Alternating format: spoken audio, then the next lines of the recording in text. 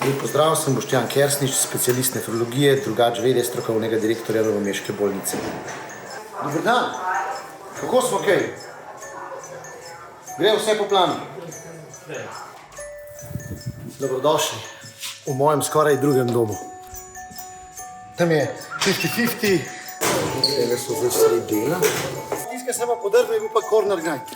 Ja, letošnje leto si bom zapomnil predvsem po tej dolgi trajajoči zdravniški stavki in seveda odnosu javnosti do zdravnikov. Želim pa si, da bi v prihodnjem letu se to spremenilo, predvsem zato, da bo za bolnike bistveno boljše. To je soba za reanimacijo, upam, da v letu 2025 to sobo čim manjkrat uporabljamo, če pa jo že, bi pa želeli, da bomo tukaj uspešni.